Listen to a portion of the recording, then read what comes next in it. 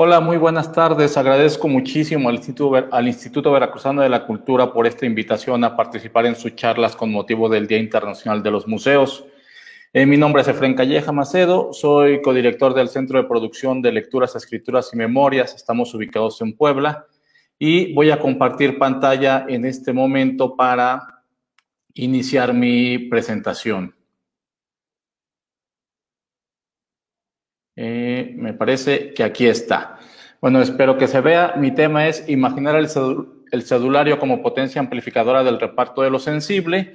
Y esta conversación, esta charla, es derivada de mi tesis de doctorado titulada Lo inmemorial poético como potencia amplificadora del reparto de lo sensible, propuesta de cartografía metodológica para el desarrollo de acontecimientos textuales en el cedulario expositivo, que presenté como trabajo final en el doctorado en cartografías del arte contemporáneo ofrecido por el Instituto Nacional de Bellas Artes y Literatura. Bueno, esta breve conversación tendrá los siguientes apartados. Primero, un aterrizaje en el campo del museo, la exposición del discurso y la cédula. Después hablaremos un poco de una tipología que he establecido de vertientes de pensamiento al mando del cedulario. Después hablaremos de una propuesta de fundamentos para una reterritorialización discursiva. Y finalmente hablaremos muy brevemente de los actos de la cartografía metodológica que propongo para imaginar cómo podemos amplificar el reparto de lo sensible en el cedulario. Empecemos. Primero, el museo sigue siendo el espacio social prioritario más importante para que los públicos no especializados establezcan relaciones con el arte. Me interesa mucho lo de no especializados, es decir, aquellos practicantes del arte, aquellos que viven en el mundo del arte, tienen ya espacios propios, tienen procesos, tienen habilidades, tienen conocimientos. Pero hay una parte muy grande de públicos que es el no especializado. Quisiera citar aquí, por ejemplo, que de acuerdo con el reporte de estadísticas de Museo 2018 presentado en junio de 2019 por el INEGI, de las 182,769 personas entrevistadas con motivo de su visita a algunos de los 1,086 museos de México, fíjense qué cantidad, 77.3% declaró que era su primera visita a un recinto de este tipo. Es decir, la cantidad de públicos no especializados que van a los museos es amplísima, amplísima, amplísima. Y luego, generalmente, estos públicos asisten a exposiciones. ¿Y qué es la exposición? Bueno, la exposición es el establecimiento de una zona de discurso. Esto lo digo retomando a Edgar Garavito, quien define la zona de discurso como el radio de acción de una voz, en este caso la del museo, que se distingue del radio de acción de una u otras voces. Es decir, al establecer este radio de acción, el museo pone un cierto discurso, una cierta manera de ver las cosas a disposición de los visitantes y los visitantes entran en ese discurso. Me interesa muchísimo en esta construcción de discurso la figura del redactor. El redactor, que puede ser tanto una persona como un departamento, es decir, puede ser el departamento de servicios educativos, puede ser lo que llaman un copy, puede ser un grupo de trabajo o puede ser incluso el propio curador que decide establecer el discurso que llegará directamente al público.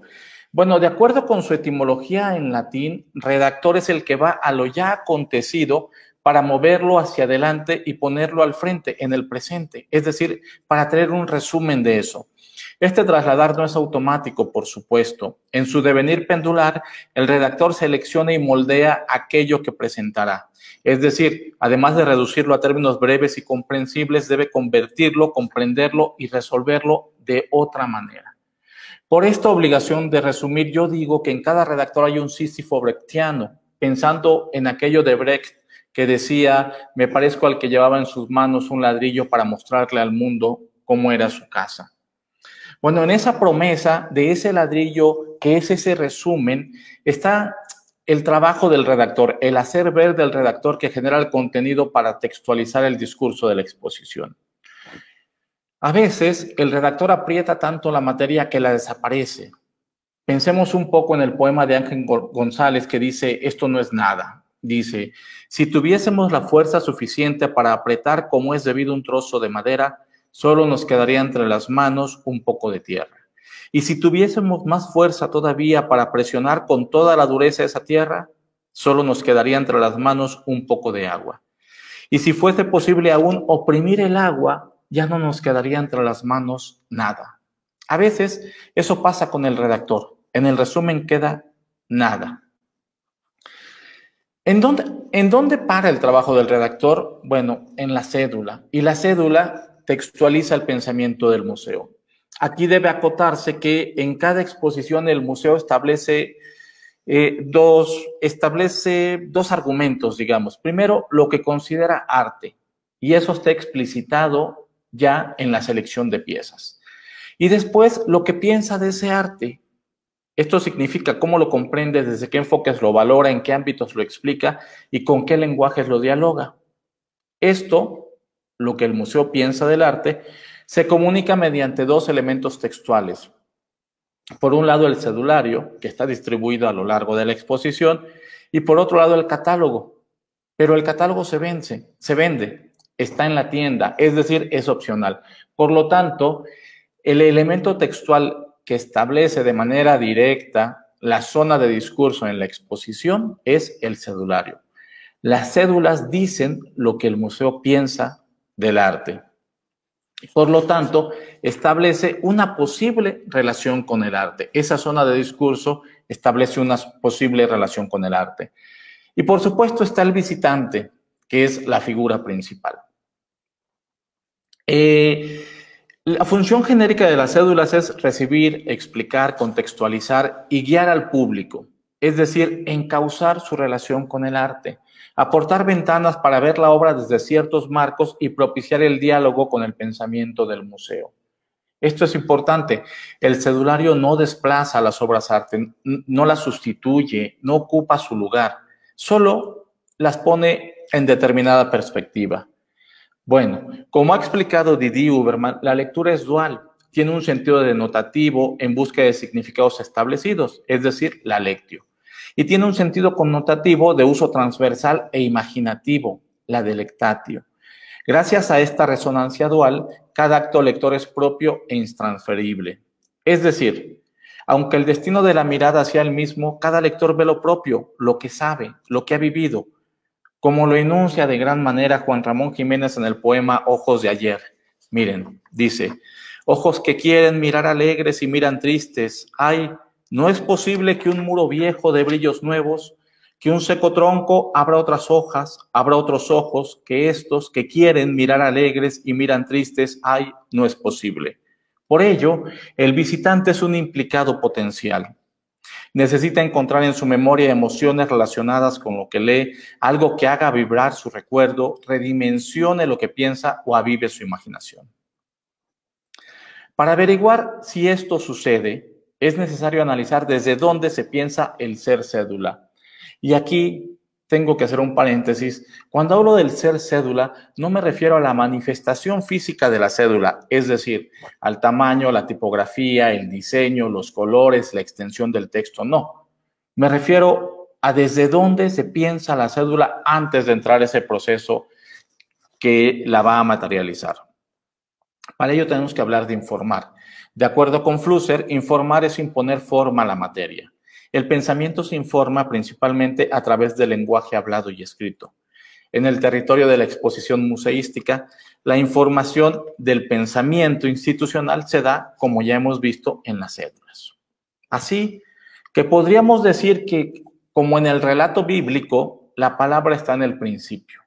Aunque aquí vale la pena retomar a Gamben, a propósito de su arqueología de mando, para decir que quizá lo correcto sea enunciar que la palabra se encuentra en el mando, es decir, en la forma de un mando.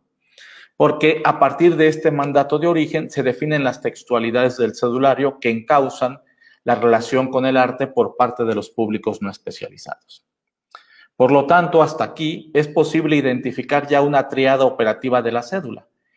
Informa el pensamiento institucional, textualiza la zona discursiva y convoca posibilidades de relación con el arte. Quisiera decir aquí que esto manifiesta de alguna manera la importancia de estos elementos aparentemente menores en una exposición. Bueno, a partir de esto lo siguiente sería preguntarnos qué pensamiento se informa. Bueno, quisiera establecer una categoría de las vertientes del pensamiento al mando del cedulario. Primero, la perspectiva del presente racional. En esta perspectiva, la información compleja sobre las obras, que fascina a los especialistas y es de gran interés para los intelectuales, se traspasa a los visitantes mediante la destilación cognitiva. Es decir, se producen textos que suavizan y explicitan lo que hace valioso al objeto, a la cosa, en el mundo actual. Después tenemos la perspectiva de la función comunicativa, en donde el contenido se entiende como gradación de claridad y complejidad. Es decir, el punto principal es la legibilidad. Y como parte del debate interminable en torno a que la gente lee o no lee, o que sí lee, se trata siempre de hacer textos sencillos y breves. Aquí, el hacer texto del redactor se reduce al ámbito de la legibilidad y el moldeo de brevedades. Está la perspectiva de nuevas narrativas, que rebasa el ámbito informativo funcional y proporciona elementos para entrar en los campos de la comprensión general de la obra en sus diversos contextos, creativo, histórico, analítico, experiencial. Aquí, el objetivo del redactor es refrescar la narrativa de las cédulas a partir de términos que casi siempre son valor, difusión, acceso y preservación. Después está la elección de lo disfrutable, en donde, mediante el guión curatorial, el curador define el contenido de las cédulas para refrendar el valor científico del conocimiento, pero en un lenguaje divulgativo que fortalece, sobre todo, el sentido conservacional del público. Aquí la base del redactor es el pensamiento cientificista. Después, por supuesto, viene la ilusión tecnológica. Así como el arte ha renovado y expandido el uso de los materiales, también las cédulas han derivado en el aprovechamiento de los recursos de la época. Hoy podemos ver pantallas, bocinas, audioguías, videos, aplicaciones, páginas web, transferencia inalámbrica de información, etc. Es decir, los recursos tecnológicos en los museos cada vez nos sorprenden más. Aquí el redactor tiene como tarea la de fortalecer la semántica de actualidad en los objetos técnicos que constituyen la ilusión tecnológica de lo contemporáneo. En esta vertiente de pensamiento al mando puede ser notable la ausencia de interés por amplificar el discurso de la exposición, incitar la potencia del lenguaje, hacer emerger el ser cédula por encima de la cosa o implicar al visitante desde lo afectivo. Una vez que hemos hecho este repaso por algunas de las vertientes al mando de los cedularios, queda preguntarse qué hacer entonces para imaginar posibilidades que amplifiquen el reparto de lo sensible desde las cédulas. Y bueno, primero habría que preguntarse qué es el reparto de lo sensible. Rancière denomina el reparto de lo sensible al sistema de partes, periodos y actividades a priori que determina lo que se da a sentir a los visitantes durante el recorrido. Cuando el cedulario establece un acercamiento estrictamente pedagógico a las obras de la exposición, predomina la didáctica museística y se soslaya que la conmoción del arte no está en lo reconocible, en lo explicable, sino en lo que emerge de la obra, en el mundo que solo se visibiliza en la apertura de los afectos y la disposición a ser afectado. En aras de modificar esta postura discursiva de las cédulas y animar la búsqueda de un pensamiento de un pensamiento de relación con el arte que amplifique el reparto de lo sensible, es necesario colocar un pensamiento al mando diferente en el origen del cedulario. En la búsqueda de ese pensamiento al mando, propongo 4 fundamentos reterritorializantes. Dicho esto desde Deleuze, por supuesto. 1. Priorizar la experiencia estética en el deseo de felicidad a capturar. Vale la pena mencionar aquí que de muchas maneras ha sido enunciado que el museo cumple perfectamente con las características de dispositivo que estableció Agamben. Es decir, resulta del cruce de relaciones de poder y relaciones de saber, teje una red heterogénea de prácticas, mecanismos, discursos, instituciones, edificios, leyes y proposiciones filosóficas que capturan, orientan, determinan, interceptan, moldean, controlan y aseguran los gestos de quienes la recorren para generar procesos de subjetivación que capturan el deseo humano de felicidad en una esfera separada. De esta definición, me interesa sobre todo recuperar la última parte, el deseo humano de felicidad en una esfera separada. La pregunta es, ¿qué deseo humano de felicidad en una esfera separada trata de capturar el museo durante la exposición? Hasta ahora podemos enunciar tres posibilidades. Esto desde el desglose anterior. Tendría que hablarse de legibilidad, divulgación, hallazgo de significados y aprendizaje. En esta postura, el reparto de lo sensible es subsumido por la transferencia eficiente de conocimientos. Como segunda opción se encuentra la vivencia estetizante. Esta vivencia estetizante comprende la entusiasta participación de los públicos en asistencias masivas, recorridos por obras de parafernalia tecnológica, lectura de explicaciones efectistas o genealogías improbables. Es decir, se trata aquí de la exposición como detonante de la ostentación. La tercera posibilidad del deseo humano de felicidad a capturar, estamos aquí. La tercera posibilidad del deseo humano de felicidad a capturar corresponde a la experiencia estética. Esta posibilidad reivindica que el mundo que el arte hace ver va más allá de la manifestación física de la obra. Solo se expresa al diluirse la realidad del mundo funcionalista. Como explica Jorge Juanes, podemos decir que al igual que el ser está en el trasfondo de la filosofía, lo sagrado en el de la religión y el hombre en el de las políticas sociales, la sensibilidad está en el trasfondo del arte-vida. Esta perspectiva, por supuesto, amplifica el reparto de lo sensible. ¿Cómo incorporar esta priorización de la experiencia estética en el deseo de felicidad a capturar? A partir de una tríada dispositiva: reconocer, concebir y enunciar. Primero, reconocer que su presencia no se opone a otras opciones elegidas por el museo, como son las de documentar, las de formar o las de estetizar, sino a favor del hacer ver de la obra. Segundo, concebir que no se incita a suprimir las otras expresiones, sino a redimensionar lo que se origina en el propio arte. Tercero, enunciar este redimensionamiento para que se convierta en parte esencial de la relación con el arte que el museo elige. El siguiente fundamento para una reterritorialización discursiva es admitir que dicha tríada redirecciona al museo y a sus visitantes en pos de una ausencia compartida, de una pobreza inmanente. ¿De qué se trata esto? La pobreza, señala Gamben, es el vínculo con lo inapropiable. Por lo tanto, sigue el filósofo, un bien inapropiable puede tenerse cerca, incluso utilizarse, pero su posesión está vedada. Con esta definición como punto de partida, es posible afirmar que el devenir del museo acontece siempre como una rebelión rutinaria, falsificada o apasionante contra la pobreza, cuyo inapropiable es el discernimiento total del ser obra. El vínculo con ese inapropiable se llama relación con el arte y forma parte constituyente del devenir del dispositivo. Al enfrentarse a este inapropiable compartido, el dispositivo puede soslayarlo, reconocerlo y hacerlo visible en gradaciones menores a las de las otras vertientes, o admitirlo y asumir que en esta carencia se encuentra la potencia para mirar de frente el ser obra y soplar su brasa. Hasta ahora, los dos fundamentos abordados, priorizar la experiencia estética en el deseo de felicidad a capturar y asumir la relación con el arte como el vínculo con un inapropiable compartido, están en el ámbito de la perspectiva general del museo. ¿Cómo canalizar esto hacia el cedulario?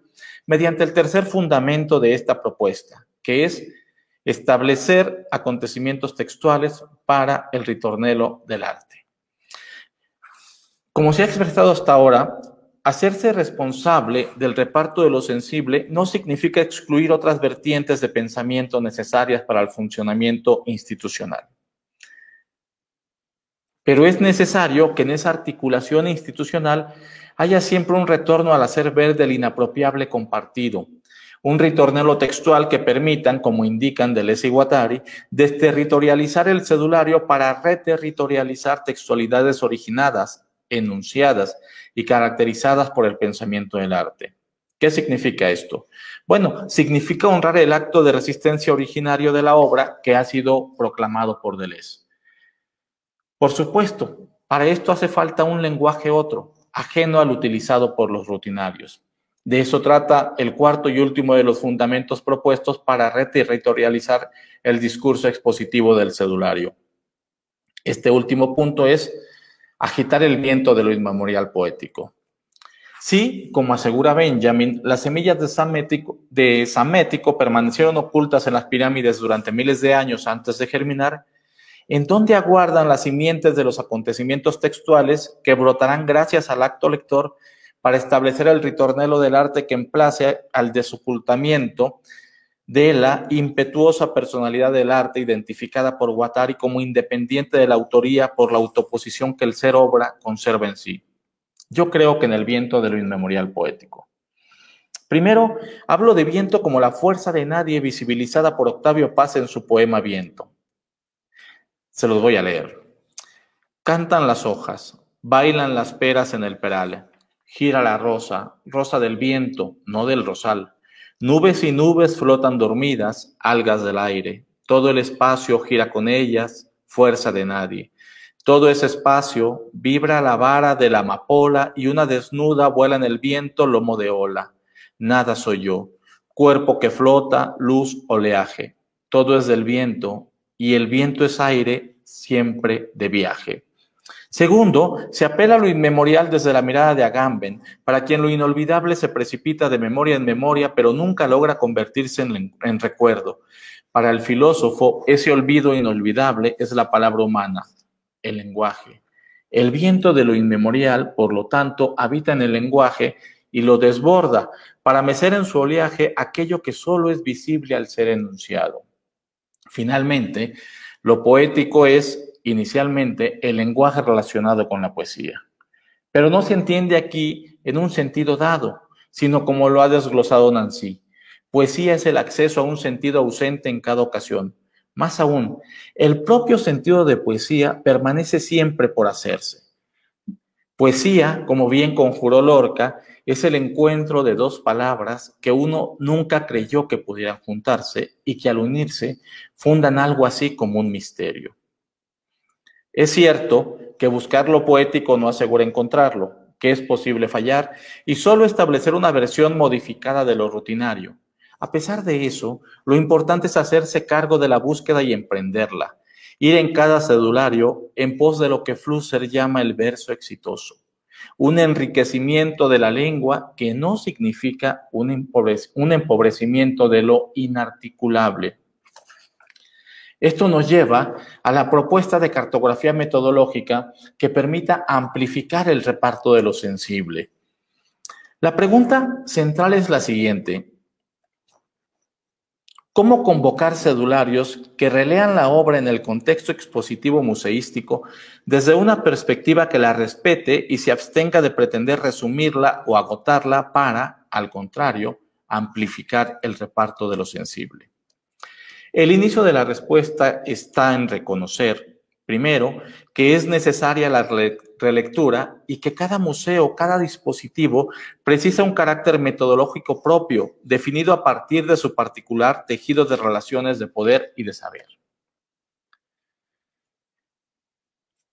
Una vez enunciado esto, los actos de la cartografía, debe decirse, derivan de los pasos enunciados por Didier Huberman al estudiar el trabajo discursivo de Bertolt Brecht en las obras Diario de Trabajo y ABC de la Guerra.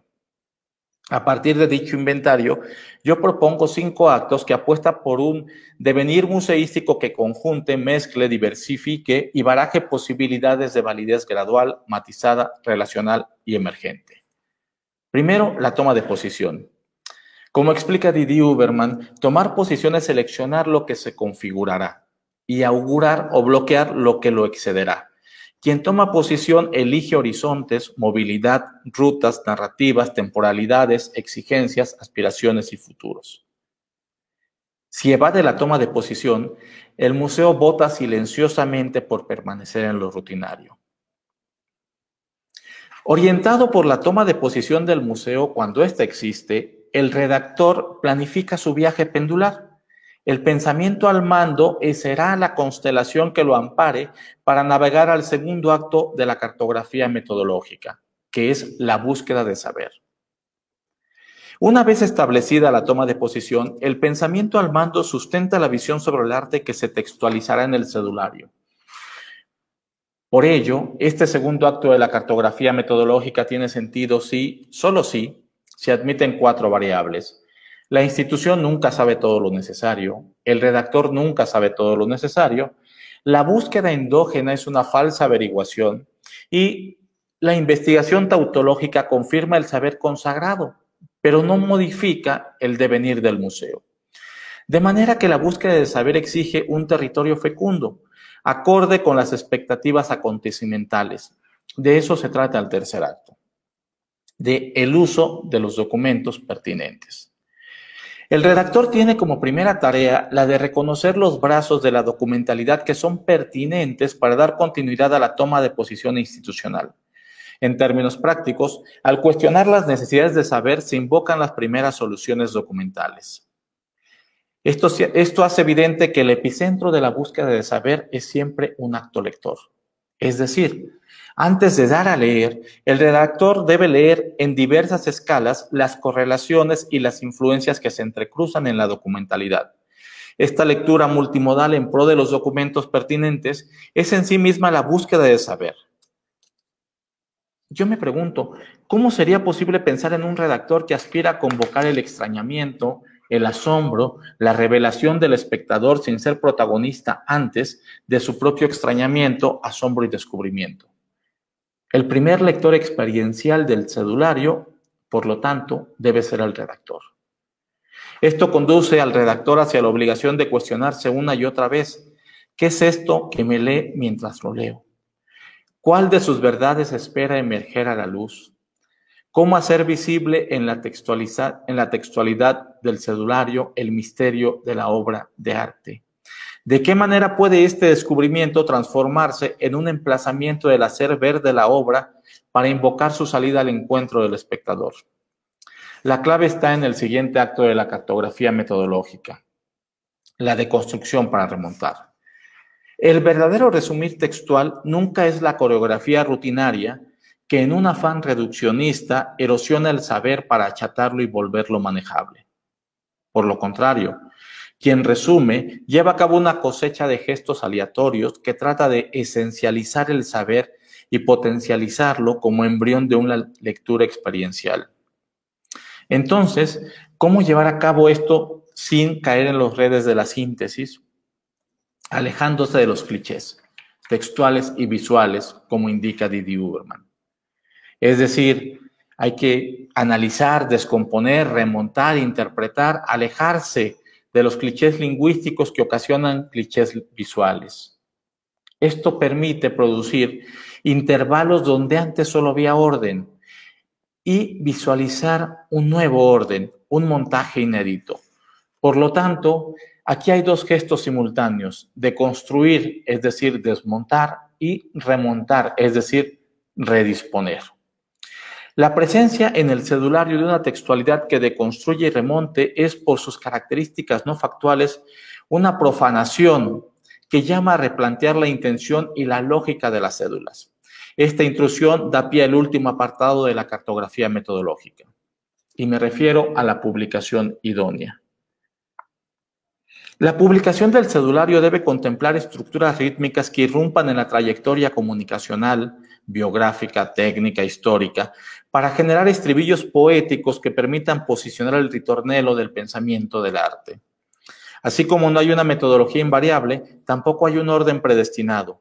Cada cedulario, cada museo debe encontrar sus propios rompimientos, acorde con sus propias persecuciones del reparto de lo sensible. Podríamos decir que la publicación idónea es aquella en la que la cédula, al entrar en el lenguaje poético, suspende la función utilitaria del lenguaje y necesita de otro para adquirir sentido.